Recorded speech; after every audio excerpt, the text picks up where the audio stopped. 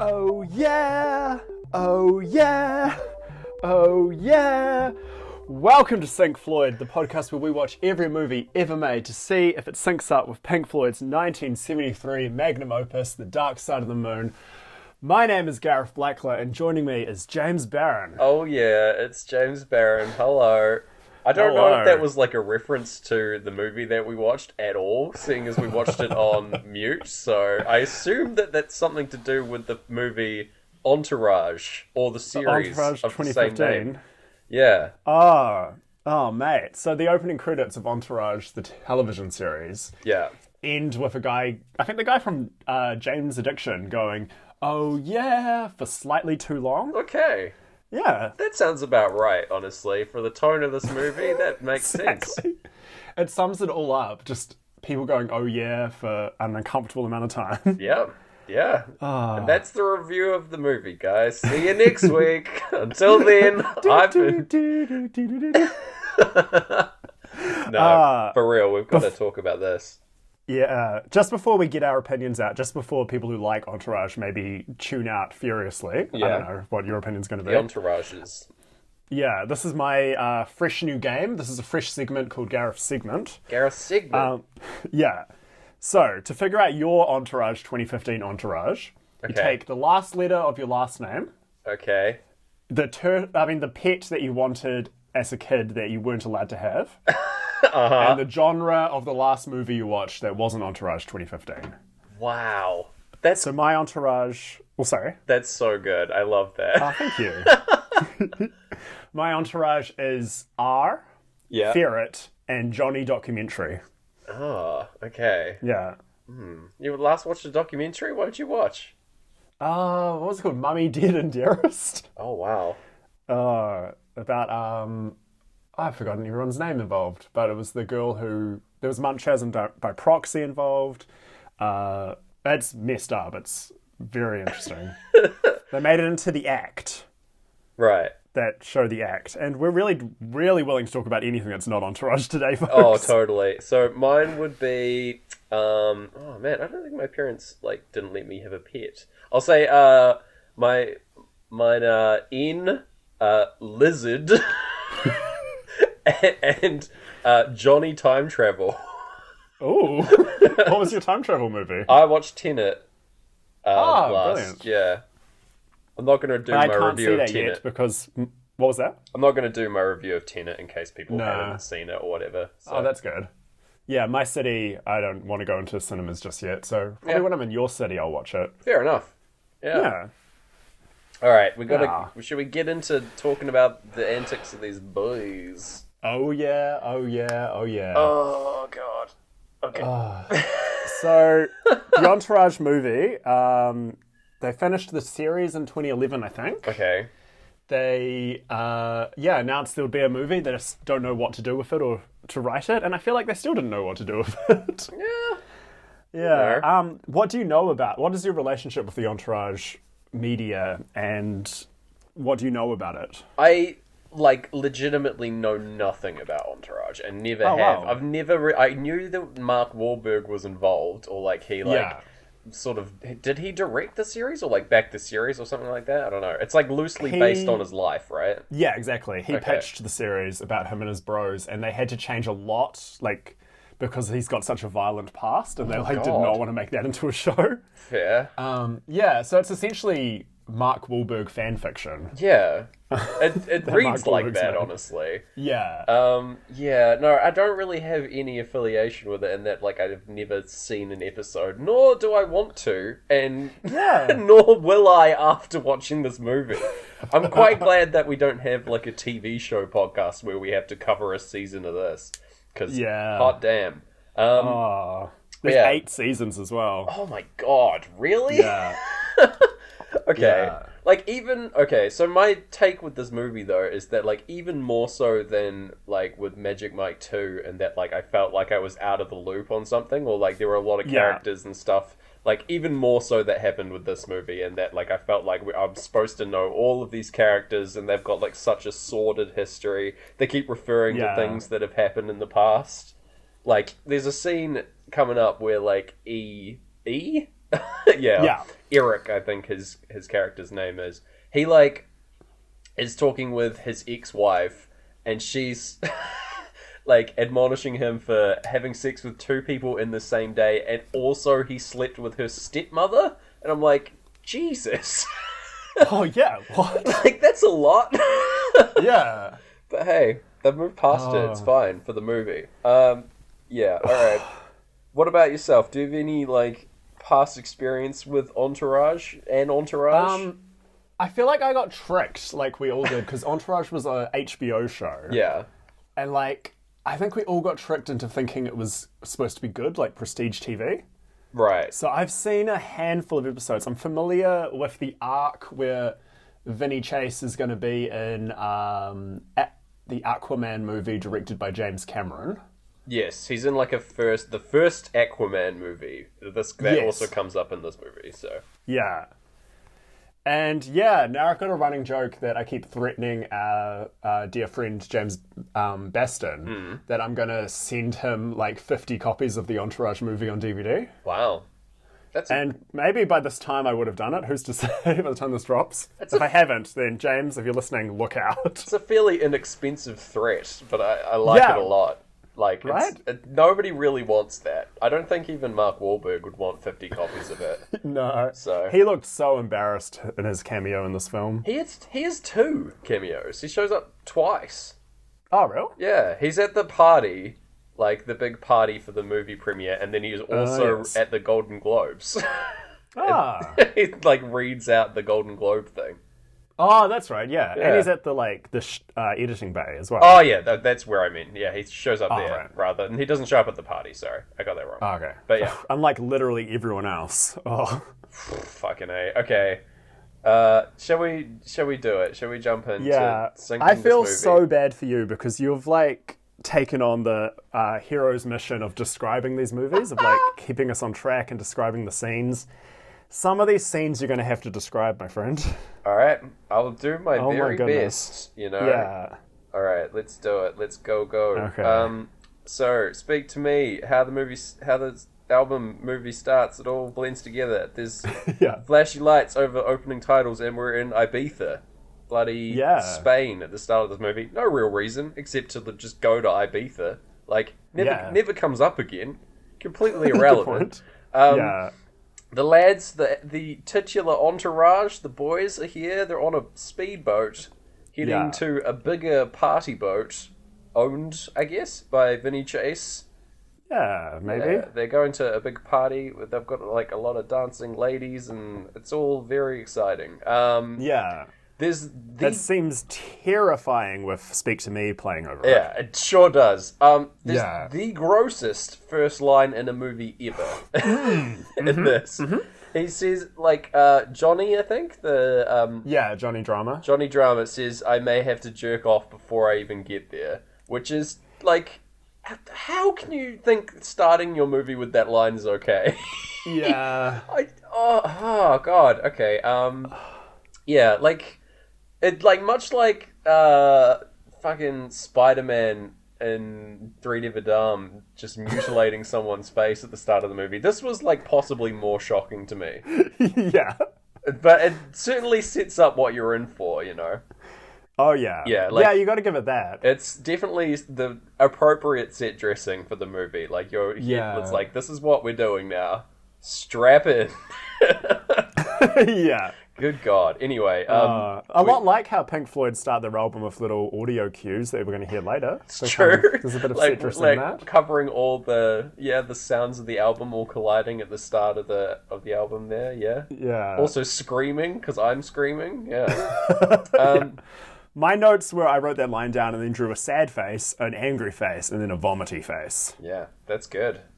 Thank you. I like that you were hand drawing emojis, basically. Yeah. That's really good. I like to hand draw emojis and then send them to my friends. Be like, is this a meme? Oh, no.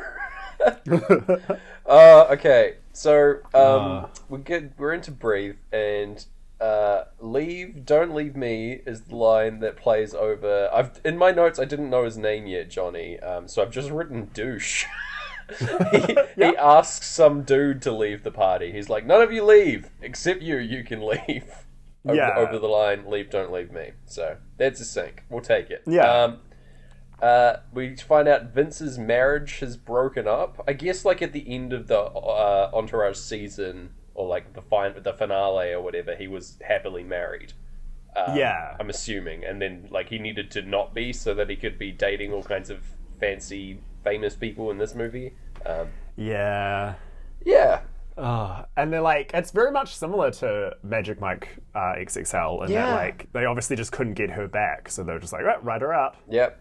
They absolutely. And like also it's got the same comparison in that like he's out and then like happy but he wants to keep working, or like he wants to get back in or something like that, because he's ringing up his old friend Ari Gold, who is quote unquote retired, but is clearly a workaholic and like loves the stress of it. But he's in Italy for, again, no reason. Like he's in Italy so he can leave Italy. Yep.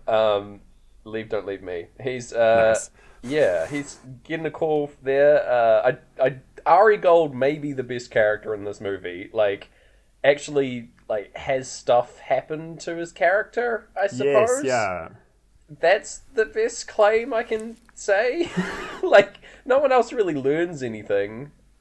I guess... No one has any... This whole movie, and I'm probably jumping ahead, this whole movie is like when you tell someone like, oh, I thought I lost my keys, but I didn't. Very much so. It's the non-story of stories, for sure. Oh my god. Like, if the movie he makes in this was real and had a Wikipedia page, the stuff that happens in this movie wouldn't make it to the production part of the Wikipedia page. Oh god. They would want it to. They would write it themselves and put it there, no doubt. But yes, Ari is... got a new movie project in the works, and he wants Vince to star in the movie and also direct, which is pretty wild move, honestly. Vince is like gobsmacked, and then we see the title card Entourage appear on screen as we're zooming out from this boat.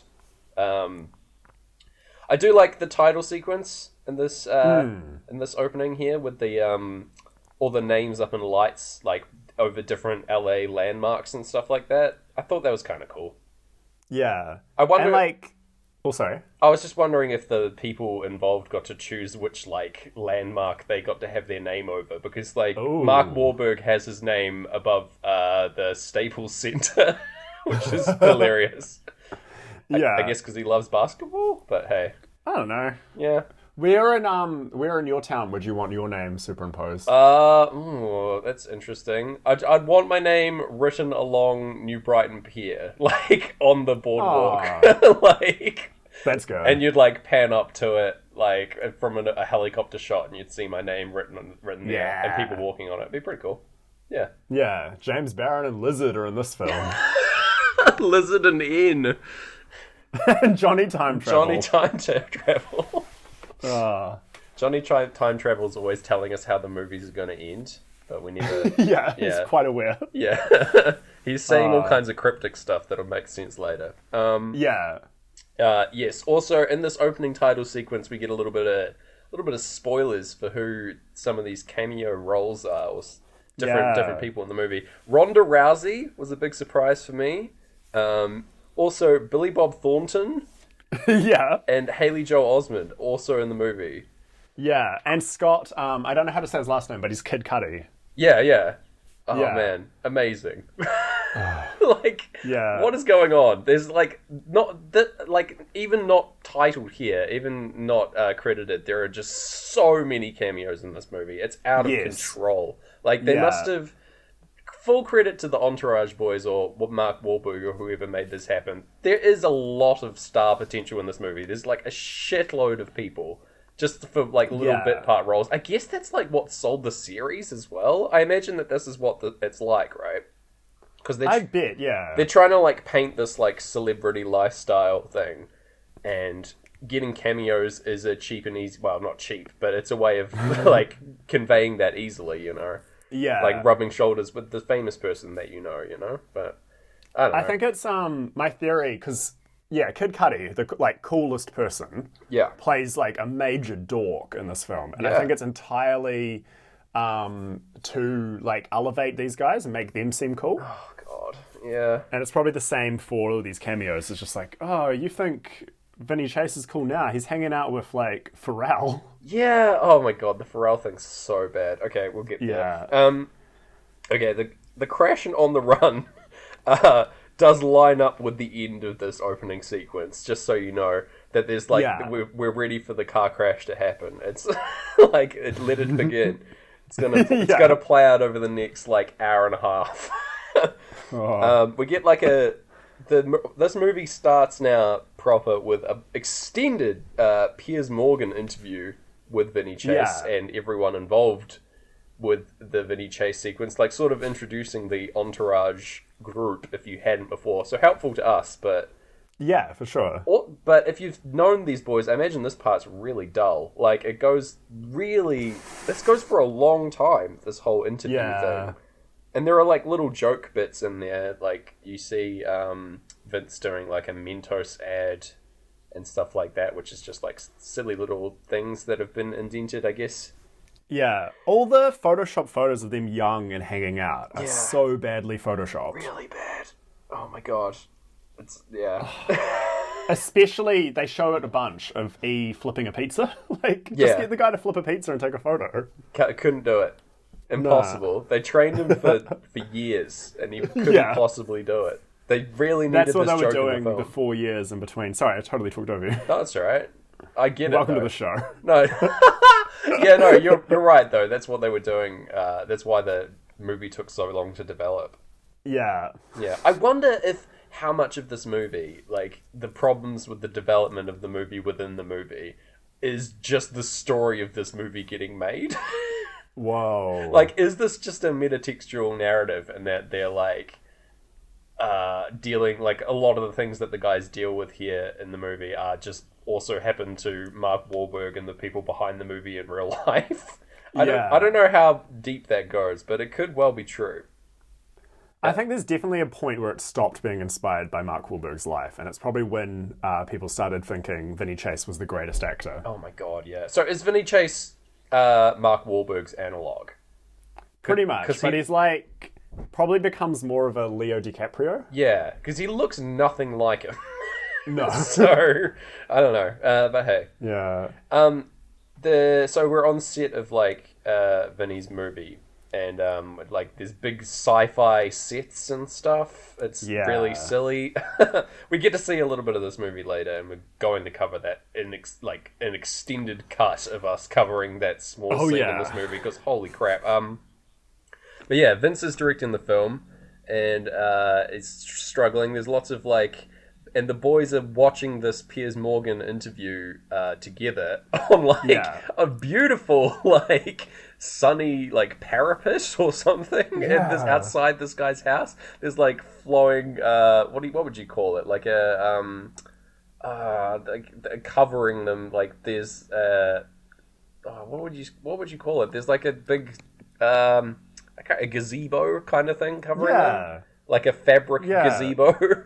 They're next to, like, a really long pool, from memory. Yeah, but yeah, they're like all lounging in, like, evenly spaced lounge chairs, and they keep getting up and switching positions as well, which is really weird. They're like ragging on each other as this interview is playing out as well. These guys bust balls, if you ask me. There's a high frequency of ball busting in this movie. Oh my gosh. These guys, I think they love each other, but they give each other a pretty hard time. Yeah, this is what being in an entourage is all about, I guess. Oh, I bet. Yeah. I think I'd be too sensitive to be in the entourage.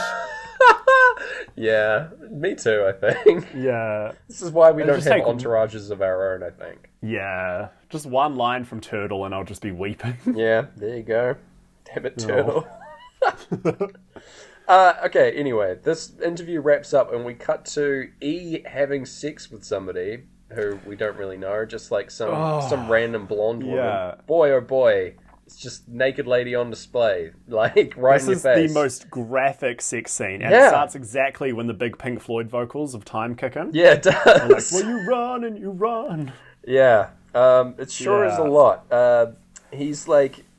He gets a phone call mid-sex scene and, like, has to take it. much like Spider-Man again, 3D Vidal. Yeah. And then I never thought those two films would link. right, but yeah, he needs more money to complete the movie, and he's like negotiating with Ari about it, who would have to go into these like financiers who live out in Texas, and he really doesn't want to do that. But yeah, they're like arguing about it, and also Ari hasn't even seen the movie, despite it like nearing end of production at this point. Basically, going into visual effects, he hasn't even seen like a cut of the movie, so no wonder he'd be stressed out about that. Oh yeah. Anyway, Ari like furiously like he's talking to him like while he's on a run, and then gets back to his house all angry. And there's a good line from his wife and son who are here, who says, "Do you think you need a therapy session with Dr. Marcus?" And then the little boy just goes, "I think it would be best," which is ruthless. Yeah. But yeah, his scary child. Very scary. Yeah, it's sort of painted that he doesn't have a great relationship with his kid because he's working all the time. It's like sort of he loves working clearly, but it's also just like ruining his whole life. Yeah, I think that's why he has the best arc in this movie, because he has like an actual problem that is set up and then that gets resolved. Like so he's the most like actual character in the film. He's presumably not a member of the Entourage as well. No, I don't think so. That's why, like, he says in the Piers Morgan thing that he hates the Entourage. Yeah. Which, you know, that's relatable as well. Yeah, Vinny just, like, comes with these three idiots, like, in tow that are always with him and mucking with the, like, production of the movie, but hey. Like, What's your ranking of the Entourage? Oh, man. Like, the boys, if I had to rank them, E's definitely last, because I think he's, like, emotionally forfeit. He's like really, really bad. It doesn't really delve into it, but his just choices and life seems to be so awful, and none of this gets resolved. He also like he's so classic nice guy, and that like when he later gets like people, you know, giving him the business, telling him how terrible he is, he's like, no, I'm not that kind of guy, and then continues to do nothing to prove he isn't that kind of guy. Exactly. Yeah, it's awful to watch, but oh my god. Okay, so he's bottom for sure. Then I think it's it's tough. I'm like torn between putting Vinny and Johnny here. Yes, same. Like I think that Vinny is third here. He's like because he's such a nothing character. He doesn't change at all. He's like, I'm making a big movie, and he has no arc at all. Nothing happens. Yeah. I'm making a movie. Some bad stuff's happening, but everyone else in the movie is handling that situation around me, and I offer nothing. So that's he's there. Then it's Johnny, who like has his own internal conflicts, I guess, and is just sort of very silly character. But like at least has like some issues that he works through in the movie, so I'll allow it. And then Turtle's number one, baby. Of course he is. Turtle's number one for sure. For sure. He's like he's done really well for himself through some like business deal that constantly gets referred to. Like he sells tequila and he's made like a shitload of money out of that. Yeah. And then but like instead of just becoming a piece of shit, he like has bettered his own life and is like acting way better than anyone else in the movie, and like gets led astray by members of the Entourage, right, into like messing up his relationship with Ronda Rousey, and then like goes to apologize, like cops to it, and then like repairs his relationship. So I've got nothing but respect for Turtle in this movie. Like he's the only one that gets out scot-free, I think. Yeah. Yeah. Wild. Oh. I from what I know about the Entourage series, I think possibly Turtle's the biggest piece of shit of all of them. But I don't know. Like in this movie, he seems to be the best. So there you go. That's my definitive ranking of the Entourage members. Yeah, I'm agreeing. Cool. All right, let's continue on. Where were we? Where are we? So look around in the other car. What have we got? Anyway, I don't know. My next sync is the baby doctor thing. The baby when doctor. they're at the baby doctor. Oh, that's not even a sink. Oh man. My next thing's so bonkers I had to write it down is at the when E and Sloane are at the gynecologist. Okay. I don't recall when that happens, but well, it might be a huge leap, but I mean, there's no plot to this film. So I think quickly before that we do go to Texas with Ari, and that like he meets Billy Bob Thornton and Haley Joel Osment's character. Oh yes, and they're the financiers of the movie, and they're Texan, which is hilarious because Haley Joel Osment definitely isn't Texan. Yeah, but he's like sending his useless son to go and like check out what's going on with this movie because he's worried about them not delivering and needing more money constantly, and he hasn't seen a final cut either, so like it's reasonable that he would want to send his son to check it out. So they do that. Yeah. Although he says he never watches the films he finances. So. It's true. He doesn't really care. He just only really wants money to be made, but he is worried enough that he'll send like his no good son to check it out, I suppose. Yeah. I was very happy to see Haley Joel Osment pop up. Me too. I do like that they also arrive with horses just to really beat you over the head with how how like it's Texas, guys. Also, real quickly, the ex assistant of Ari calls up on the phone and wants he's like getting married. To a guy. In his phone, he's called Gasian Lloyd, which is just terrible. And Ari like obviously treats him like a piece of shit all the time, but that's just the relationship they have. They care about each other somewhat, and he's like a father. But you're only just told that, like, Lloyd, the poor soul, Lloyd, just takes a bunch of shit from Ari constantly. But he wants like Ari to walk him down the aisle for the wedding, and that is not resolved at this point. Ari just basically gets angry and says he doesn't have time for that. But anyway, that is introduced here. Yeah. If you get a time, listeners, please go to Rex Lee, the actor who plays Lloyd's Wikipedia page. Yeah. We've talked a lot about great Wikipedia photos. Oh. Rex Lee is standing on a pink red carpet in front of a bunch of paper stars. Amazing. He's wearing a full white suit, angel wings, some sort of like... He's carrying some sort of bright pink, like, airplane thing. Yeah, he is. What is that the thing? sign behind him appears to say, the Chastity Father-Daughter Purity Ball. What's he doing there? He's there. I don't know. It's great. This is like a magical sequined wand that he's holding. It's a fantastic photo. Definitely look this one up, listeners. Yeah. But he's crushing it. Yeah, what a great photo to have as your main Wikipedia photo. So good. Anyway. Yeah, he's the hero of this film. Maybe this is like a scene in Entourage that we haven't seen. Oh, maybe. Quite possibly. The famous season at the father-daughter chastity ball. No, I'm getting a caption. This is him on the set of ABC comedy Suburgatory. Ah. There you go, which I guess is like suburb purgatory as like a conjunction. I've never heard of it, but anyway. If it sounds like its title, like maybe people wake up in a weird suburb and they realize they've like actually died and they're stuck there, that'd be awesome. Yeah, could be. It sounds like The Good Place, but alright. Yeah, true. I just like The Good Place that much. Yeah. Good show. Great show. Okay, we got to go back. We'll cut back to the baby mama thing that you were talking about. So bloody old Eric, who we just saw having sex with a blonde lady, by the way. Like we cut to him and his ex-wife are having a child together. Yeah, and they seem pretty chill with each other. That they appear to like be happily separated, but also having a child together. So which if this film could handle that delicately, there's a really interesting relationship to like explore. They don't, but it could be. Yeah. And she gets mad that the lady that E was having sex with sends him a text while she's looking at his phone. Yep. And it's really awkward. And then T.I. shows up. Yep. No reason. He's here. No reason. And he's just complaining about all the children he has. Like, that's a normal thing. Yeah. He's upset that he's here because he's having, like, another child. Yeah. He is very upset. Yeah. Not thrilled.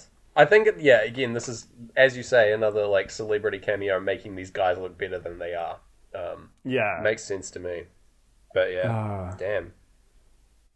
It's really, what's very strange is there's a very similar, like, let's assume this is maybe his entire arc in the series. Like, he's maybe done a few other episodes and he's always got more and more Another kids. child.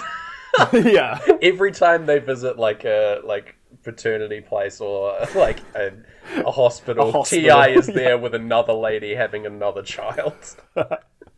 Yeah, let's make that canon. If so, that's a good bit. Yeah. Weirdly, very similar joke in the Peter Rabbit movie where a rooster keeps having kids. But Wow. anyway. All right. Sweet. Yeah. I've not seen that, but... You don't have to. Okay. It's a weird brag that I've seen. Okay, anyway, then... Okay, well, I earlier put Turtle at the top here, but the boys just out and about after this meeting, and he spots Ronda Rousey driving away in a sports car, Turtle does, and he immediately runs to his car and just, like, chases after her because he knows her. Creepy and bad. And, like, so bad. This is the worst thing that he does in this movie. Yeah. But, he, like, chases her down the LA highway, and she, like, gets out of the car pissed off that someone's following her and, like, beats up the car, like, throws her fist or something into the car.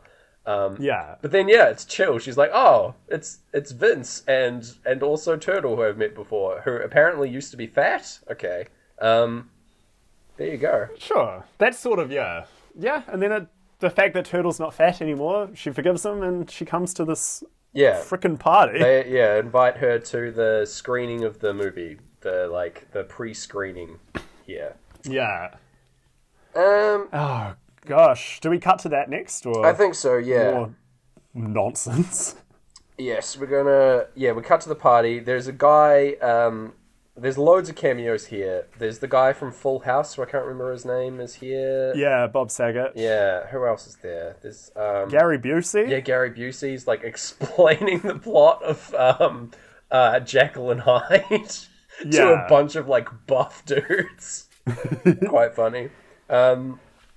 What else is good? There's a guy... Jon Favreau. Yes, he's there talking about Iron Man 4. Yeah. There's a guy wandering around offering people Molly in like a little glass, which is quite funny. He's just got like a tequila glass that has a bunch of Molly in it. He's like, Molly? Anyone? Which is just Is he the guy who has the back tattoo of Vince? Yes, I Yeah, think so. okay. They're like I think he directed the art film that Vince is in the series, maybe? Great. Vaguely remember that. Great. Yeah. Makes sense. That's canon, if not, like... Yeah. Yeah, okay. I've just written that there's, like, some really bizarre interactions that take place at this party. Like, Johnny, like, brews up, like, a concoction of, like, a mix of Molly, water, and Viagra for E to take just to, like, prank him, I guess. Yeah. Because he's down in the dumps about this, like, his ex-wife having a baby or whatever. But anyway, he does that. Turtle just does some hitting on Ronda Rousey. Seems to be going okay. Yeah. And then, we're at Turtle's house, notably. This party is taking place at. And they bust in on who's having sex with another person, mainly because of this potion cocktail thing that has been given. Yeah. But, hey. That happens. Great. That's my covering of the party there. Yeah, that's 2 minutes, I timed it, of pointless cameos entirely just to, like, make us think, like, oh, stars are just like us. Yeah, just like the characters in the film. Bolster the runtime of the movie. Yes, absolutely. More than anything. Anyway, the film within the film is about to start up over any colour you like here. Everyone's gathered in front of the big screen that they've built, and people just start chanting, film! Film!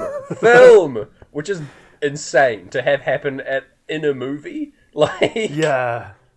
What? I want to go. I'm gonna start doing that every time I'm watching a film. Yeah, go to a movie and just wait while you're waiting for it to start. Like over the trailers, just start chanting "film." Oh my god, it's insane. I'm pretty sure it's the like guy passing out Molly, the art house film guy, who starts this chant as well. So that tracks. Yes. What happens next? Oh yeah. So they have to make it like they get nervous about showing the film because it's still not ready or whatever. And to distract from this, like, instead of showing the film, they're just going to hand out DVDs to the people that really need to see it rather than having this big party. It was just a colossal waste of money and time then, basically. Yeah. Definitely. In order to distract from this, Pharrell, who's just shown up at this party, like, looks like he's just arrived, gets convinced to perform instead. Poor Pharrell, honestly. I know. Like, he just wanted to have a good time, and he even says, like, I'm gonna kill Vince. Yeah. Like, what? It's bizarre that he And, just like, shows up for this. Yeah. I'm sure, like, there's a lot of effort put into a Pharrell concert. Like, Pharrell shouldn't just be, like... Yeah. They probably don't have any of his music on hand. He's probably just singing over, like, his own tracks on Spotify. Yeah. Oh Not my even God. Spotify Premium. Like, then he talks over the ads as well. Oh my God, amazing. Fucking Pharrell. It's like, it's wild how he's introduced as well, because you don't even see him before this. He's just like, Vince is just up on stage being like, bad news, good news. Bad news, we're not showing the film, but good news, here's Pharrell. And it's like, what? We haven't even seen him before he does that. It's weird. It would be fine if he was at the party and had a conversation before this, but it's like he appeared out of nowhere. Oh, man. Okay. Maybe that's why Pharrell is so prolific, is like, you've got to... If you say, here's Pharrell, Pharrell appears. Right? He's even wearing his, like, silly little hat. Yeah. Out of control.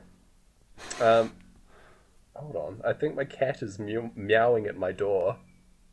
Aww. Can you hear that? Is your cat Pharrell? Maybe. I'm gonna go let my cat in on mic. Hold on a second. Fill for time. This is exciting stuff. This is the media people tune in for. Oh, gosh. This is the cameos. This is the cameos you're kind of going to get in the Entourage movie, but you're getting it on the Entourage episode of this podcast. It's Iggy. Iggy sucks. Iggy's here. He's gonna hang out with ladies me. and gentlemen, Iggy.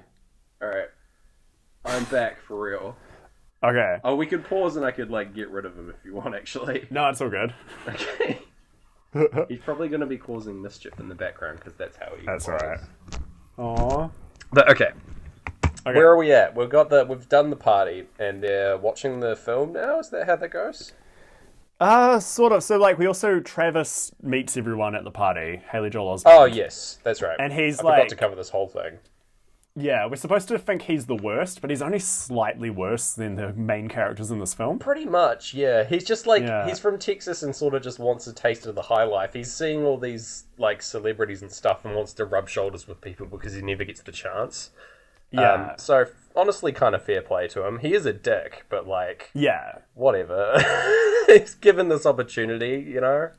Anyway. There's, like, a, awkward pause, and then Pink Floyd saying "Good manners don't cost nothing." Yeah, so we've got that. While he's meeting Emily here, who is another famous actress / model, I think. Playing herself. Yep. And this poor Emily, because she's like she's great in this movie, and she like is the kind of a major plot point because then Travis is really into Emily. Yeah, she has nothing to do though. She's just sort of an object of desire and nothing else. Exactly. Like, it's so gross. And she like then vanishes from the film and still continues to serve a role by different men saying that she's really attractive. Yep, that's it. Pretty much. I guess this makes me so mad. This is exactly the reason why I haven't watched Entourage, because I think this is like the exact thing that happens basically every episode.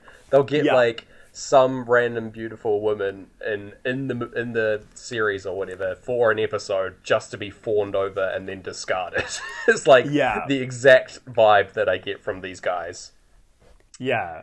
That and just everything just always works out for them by the end of the episode. They're like, oh no, we might... Oh no, it's fine. Yeah. Oh my god. Oh. Okay. Let's continue on. Ari is going to watch this movie on home DVD, and he's too nervous to start it. It's like midnight that he was supposed to start watching it, and his wife comes in and is like, it's 2 a.m, you haven't even started? What? But he's like, okay. He's really, really nervous because it's been built up for fucking ages for no real reason except to like add tension to or shorten Ari's like life expectancy. But okay, here we are. Here's the film within the film, Gareth.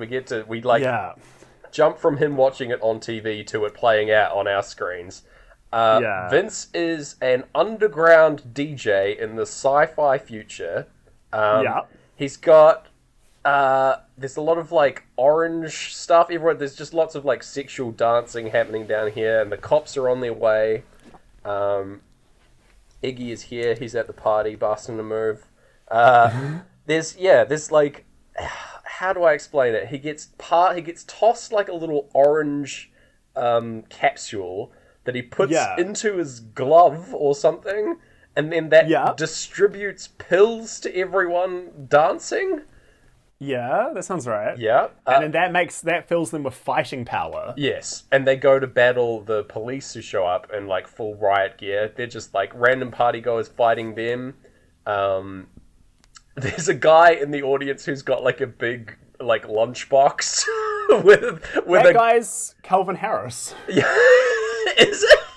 Yeah. That rules. Oh my god. Yeah. Okay, so Calvin Harris holding his glowing lunchbox, presumably with more, like, fight power in it.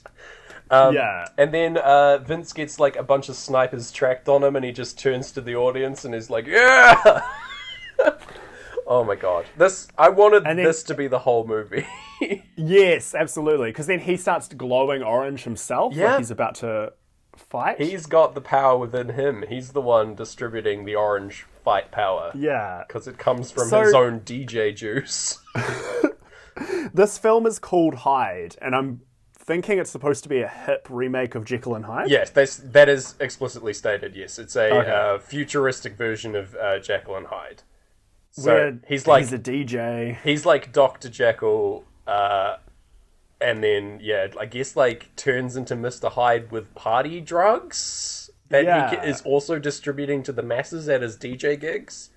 Wild. Yeah, turning them into little Hydes, maybe? I think we have just thought this out way more than anyone on this movie has. Like, in order to try and construct this into a real movie, we've put in more work than anyone on the movie Entourage. Yeah. Wow.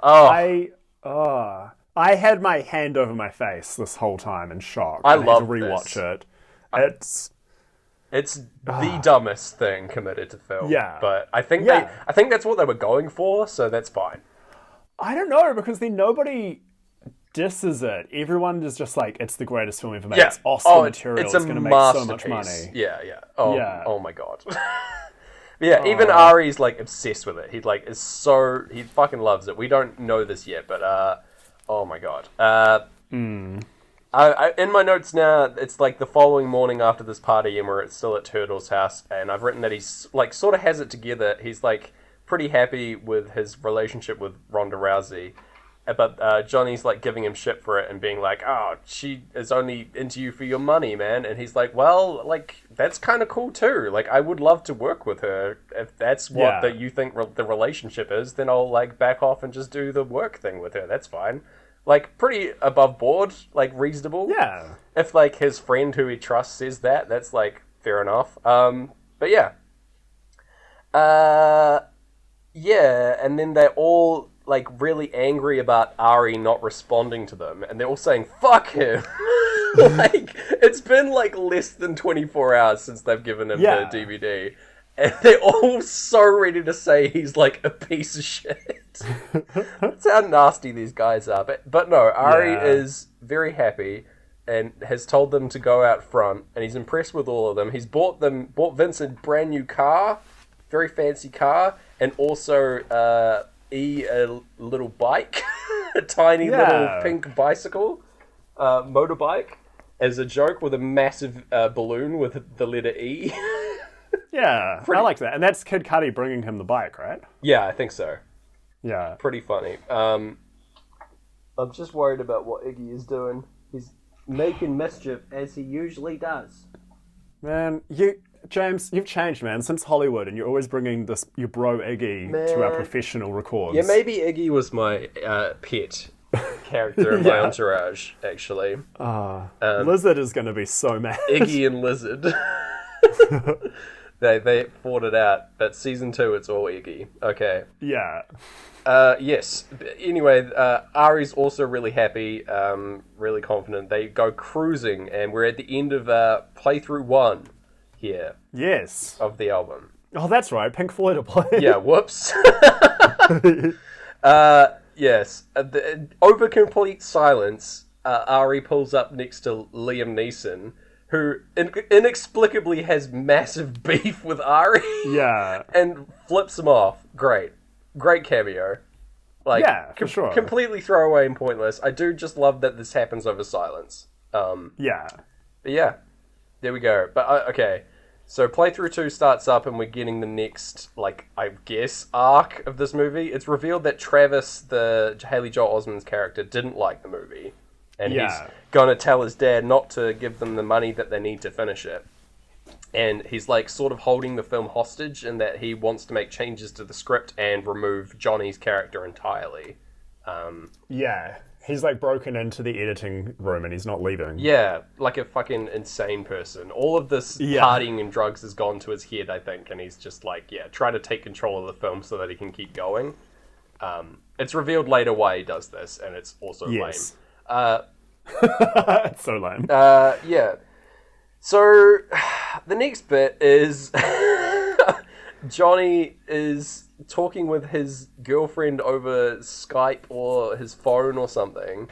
Yeah. And they're, like, wanting to have phone sex. This is over Breathe, by the way. Johnny, like... This is when, Grammy Award-winning Pink Floyd are playing. Yes. Johnny, like, is taking his pants off to, like, do phone sex and jerk off. When they're interrupted by this girl's real boyfriend, who says he's going to hunt down Johnny and kill him because he knows who he is. But yeah, Johnny's, like, nervous about this, but whatever. Yeah. Ronda Rousey meets up with Turtle and has, like, a huge date sort of planned because she likes him and thought he was down to earth, but unfortunately Turtle's been convinced that it's more of a work thing that she's interested in. Like, she's interested in working with him because he's, like, rich and finance, like, changing her brand and stuff. And she's like, oh, that's lame. I kind of really liked you. And, yeah, so he sort of blew it there because he listened to his friend.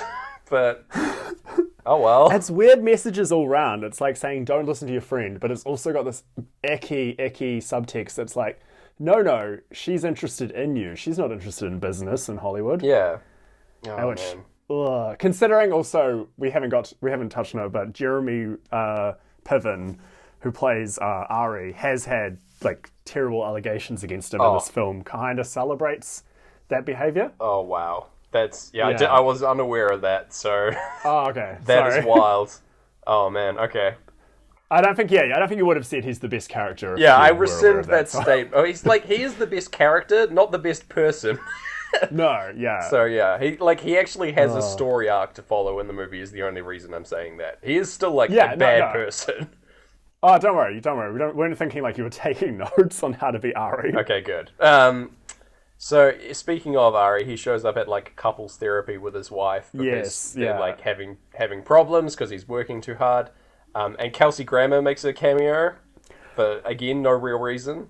Yeah, just other than to just dunk on Kelsey Grammer himself for, like, pretty dark reasons. Yeah, dunking on his own self, and poor guy, I guess. It's fair enough. All right, get out of here, Fraser Crane. Yeah. So then we got E going to Lamar's class with his ex-wife, Sloane. Yeah, and they're, like, hanging out. There's, like, a really awkward scene where some guy is making eyes at Sloane. And then, like, they're talking about how no one wants to have sex with her because she's pregnant. And then he's like, I'll have sex with you. I can. Yeah, this is where, this is the grossest part of the whole film, really. Because he's had sex with 2 different girls in 24 hours. And so he's worried about being clean. And then it's brought up that he also has had sex with Sloane's stepmother in the past, which is why they broke up. Yeah. And that's fucked. Like, if you're not looking at yourself after that kind of thing, what the fuck are you doing, dude? Yeah. He like gets all sad and goes for a walk down the LA boardwalk after this, and that's like how this is resolved. No, my friend. He gets a phone call that's from one of the people he's been having sex with. And yes. she's like, "Oh, I'm pregnant. Yes, that's right. And so Meet me for lunch." And that's why he's sad. That's why he's stressed out. Oh my god. Pink Floyd's like do a big like the big on the run crash happens when he finds out about the pregnant. As if to give drama to this film, which, if we can just skip ahead to the resolution of this scene, this arc, if you don't mind. So he goes to lunch with her. Yeah. He runs into the other person he had sex with. Yeah, she shows up beforehand. Yeah. And she's like, then they both have to hang out with the other person. Yeah. So it's 3 people. It's a good, it could be good, interesting, this could be an interesting scene, except she's faking being pregnant and the other girl was faking having an STD. Yep. To teach E a lesson that he does not learn. No. Yeah, they're saying, don't be such a, gross LA guy, I guess. Yeah. And fair enough, he is a gross LA guy. He's got to... It doesn't change him is the thing. Also, inexplicably, Johnny and Turtle are just in the background of this shot laughing at him. For no real reason. Hanging out. They're busting balls. They're just also there. Which I think is the story of Entourage. They're just also there. Yeah. Oh my god. It's so weird because it could have been stakes for this character. Maybe he's going to change his ways. He's going to accept he's not as good as he thought. No. But then also it's weirdly, I don't know, it's like a college prank kind of thing playing out on screen instead of an actual lesson being learned. I don't know. And it's also kind of sex. I don't know what the opposite of sex positive is. Sex negative? Sex negative, yeah. It's it's also saying don't be the kind of person who has sex. But then it's also the rest of the film saying do be the kind of person who has sex. I have no idea what's happening. No, it's this film. It's bizarre. Okay. Yeah. We'll call that one a wrap because that doesn't get resolved any cleaner than that, except for for the baby scene, I guess, later. But that doesn't really resolve anything. That's just happening. Yeah. It all felt a little bit like men's rights activism propaganda. Sucks so bad. Yeah. Cut back to where we are. We got the clocks going off in couples therapy now. Yeah. Ari's stressed as heck. He's going through all the his work problems instead of working through his issue with his relationship. He still can't really get over what's happening in his work life. Yeah. He also has said that his ex-assistant can have the wedding at his house. Which is just, what didn't consult his wife on that? Bad, but whatever.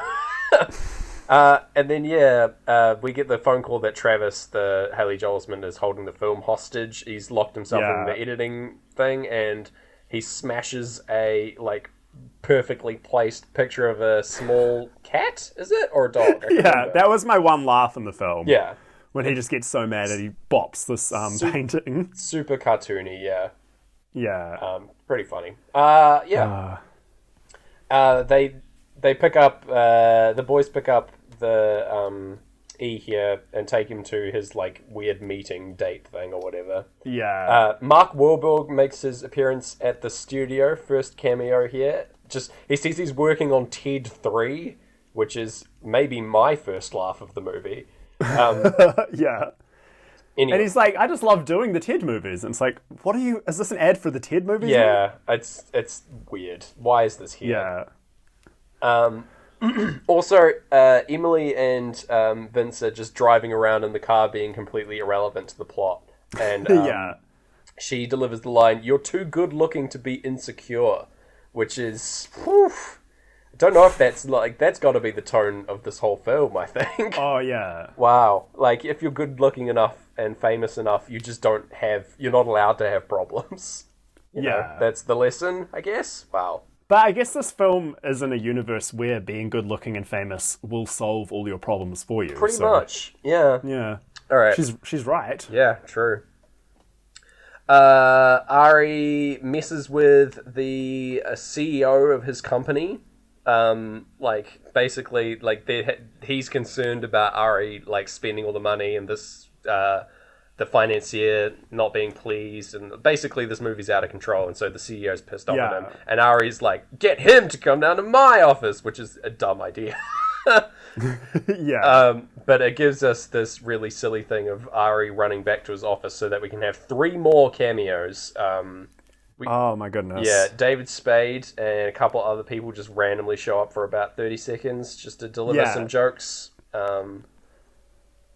This could be a fun music video, like if someone was just frantically speeding around while celebrities yelled at them. I guess so. But you'd have to make the jokes, even for a music video, you'd make the jokes better than this. Yeah, it doesn't hold your attention for a feature film, this kind of thing. Yeah. You know? Like, as you say, like, if this was, like, 1 3-minute video of just, like, fun celebrity cameos popping up while there's some cool music playing, yeah, I'd be down for that. Yeah. That's fine. But, like, not a film, and not when I'm being distracted by literally nothing other than Pink Floyd, okay? It doesn't work. Yeah. As a Pink Floyd music video, I'm giving this a 0 out of 10. Yeah. But yeah. Yes, so that happens. They have like a wee argument. Honestly, the CEO's pretty level-headed about this whole thing. But he does like eventually stage a meeting without him, but whatever. Yeah, they find Johnny finds out that the investors want to cut him from the film and has sort of a mental breakdown. He's drinking from a little flask that has Johnny's bottle engraved on it in script font in the back of the car. Yep, I think this is probably a thing from the series as well. Yeah, surely. Yeah, again, very cartoony. He's just like drinking his sadness away. Yeah. I wanted him to deliver the line, "Fly away, little birds," like in 3 Never Dumb. But he didn't. No. Rare miss, Johnny Drama. Mate. He would have loved to have been in 3 Devadam. I realised that that's the 3rd time I've referenced that film in this recording, because I think it's had like way more of an effect on me than I thought. Yeah. It's also like you can't bring it up in any conversation unless that conversation's with me. Pretty much, yeah. This is the only time I get to talk about it, so... Yeah. Oh, man. Okay. What's happening now? We've got... Yeah, so he's just sad, and then... Is this when he gets the phone call? No, he's like on the way to his little interview? No.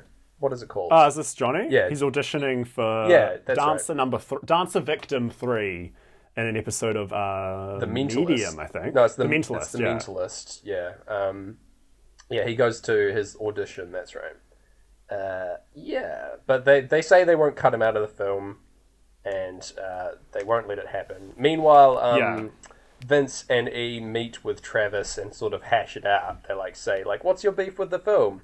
And it's like, I don't want to say because you're too close to the movie. You've got your brother involved, and I feel bad because your brother's whatever. He's faking it basically.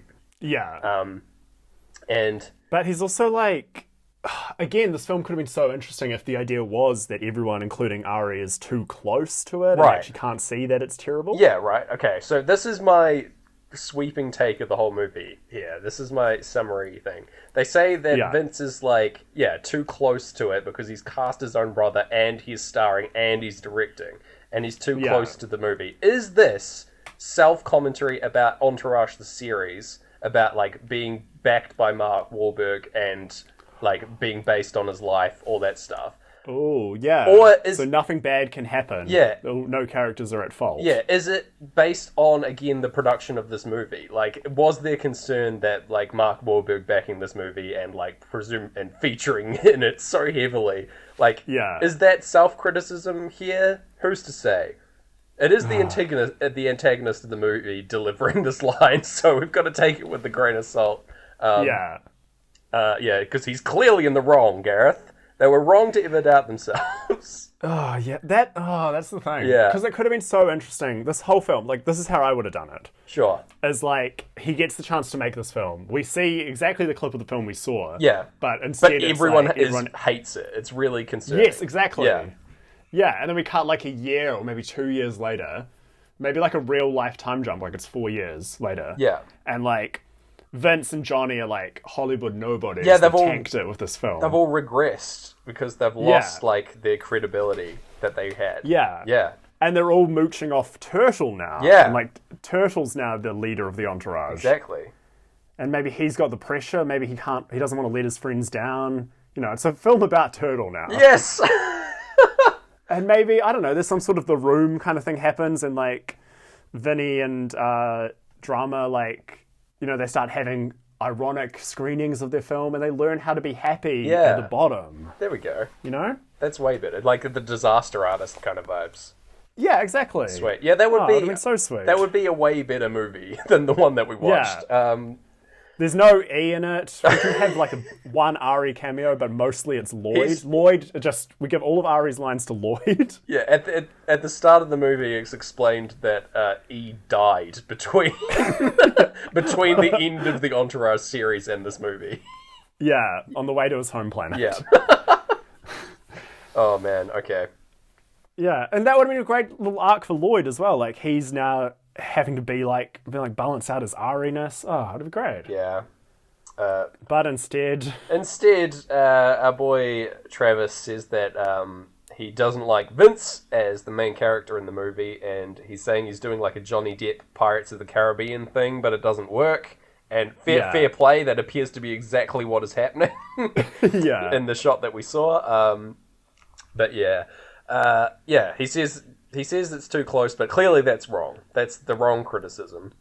He starts to doubt himself, but it's, again, nope, he wasn't too close. The movie's perfect. Yeah. Anyway, what happens now?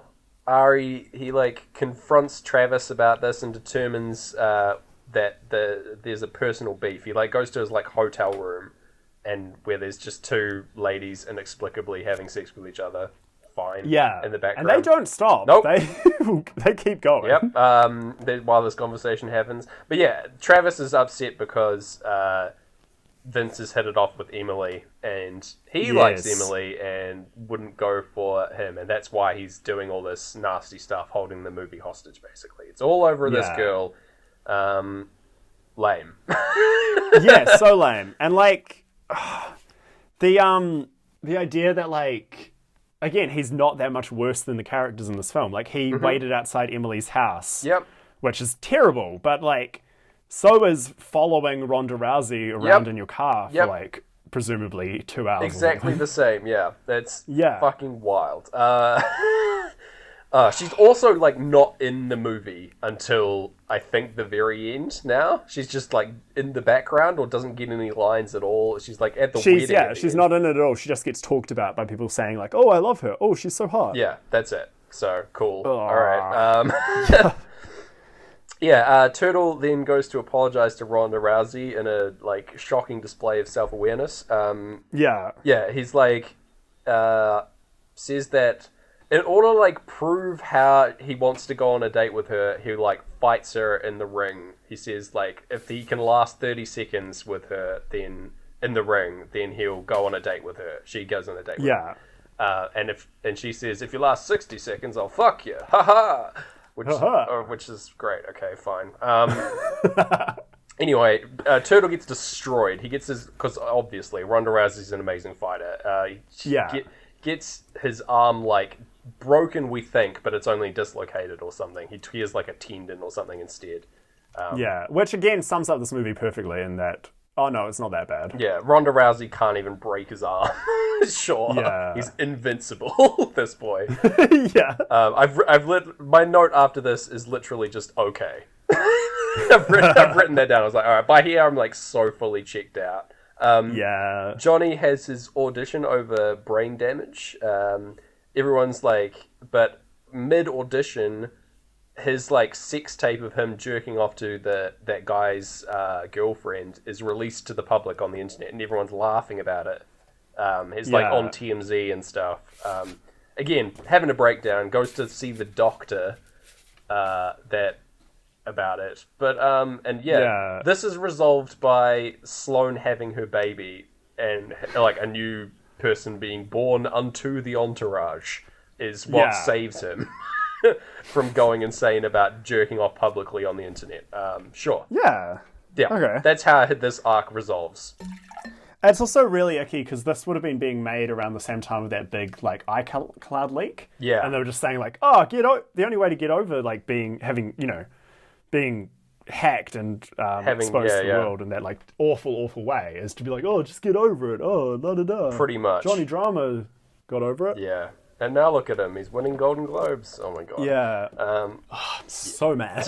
Yep. I don't know if anyone has heard me, even our friends, I don't think anyone's heard me anywhere near as angry as I am at the film Entourage. Yeah, I don't know. It's a bad one. It's guys, if you haven't clued in by now, this movie fucking sucks. Don't watch it. It is a bad time exclusively. We're angry that we have watched this movie. We're objectively worse. Yeah. Happy before, sad after. That's my review. Yeah. Got two. That's the sticker that goes on the DVD. Yeah, there's 2 hand-drawn emojis by Gareth Blacklist stamped on there. It's perfect. Oh my god. Yeah. Oh my gosh. There we go. One quick thing is the little Pink Floyd laugh sample that's in the album plays while everyone's laughing at Johnny Drama's penis. All right. Like Pink Floyd are having a wee chuckle. Sure. Okay.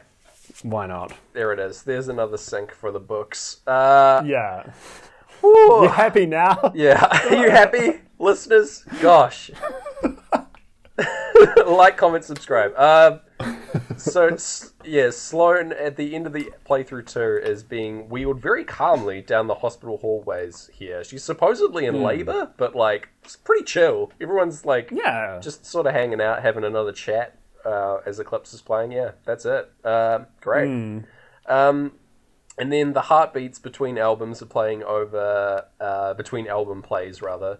They play over Ari arriving via helicopter at the meeting he was uninvited to. Amazing. What a, like, again, a power move, but, yeah, he, like, explains to everyone at the meeting about, Travis's, like, how his situation with Emily and why he's, like, holding the film hostage. And Billy Bob's, like, he's like, get out of here, boy. You're terrible. We'll talk in the car, kind of thing. But he also doesn't want Ari on the project anymore, also because he did, in fact, disrespect his son quite badly. Like, he's still his son, like, and he doesn't want him working on the project anymore, which is, again, kind of fair play. But yeah, that's that. Yeah, I don't know. It's like it's almost the. I don't know. I feel like I'm repeating myself here. It's almost the movie's chance to take a stand against this man using his power to harass Emily. Yep. But instead, Ari justifies it with the line that all celebrities get to walk into any room and fuck girls civilians want because they're movie stars. Yeah, that's the lesson that we are supposed to have learned, and that Travis is supposed to have learned through this movie. Awful. Awful. Yeah. Oh my god. So Sloane has the baby, and that stops Johnny having his mental breakdown at the doctor. He shows up. It's revealed that Ari resigns from the studio, quote unquote, but he is sort of fired instead in the background. There's just like him quietly leaving rather than him being fired. He gets to resign and keep his credibility. They also offer him a $30 million like severance, but instead he takes an equity stake in Vince's movie because he's so confident in it. Rather than that, it's because of course it is. It's an amazing film that everybody will love. It's a modern retelling of Jekyll and Hyde, where Hyde is a DJ. Obviously, what are you not going to love? It just prints money. This idea. All the clocks go off as the boys drive away into the fucking future. It's like a full year later. Johnny Time Travel has worked his magic, and here we are. We're at the Golden Globes. The movie is a fucking success. It's huge. Yeah. Oscar noms ahoy. It's nominated for a Golden Globe, like Best Picture, and also Johnny is nominated for Best Supporting Actor, despite only appearing in 4 scenes, which is hilarious. It's a bit of red carpet. It's just that good, man. Bit of red carpet fun, like just random cameos. This was filmed at the 2015 Golden Globes, right? So none of these celebrities had signed on to be in this film. They're just random shots, like, ripped straight from the actual footage. Great. Makes sense. Yeah. Makes perfect sense. I'm surprised we're not seeing the watermark of, like, courtesy of E! Entertainment Oh my god. at the bottom. Yeah, very likely. Yeah.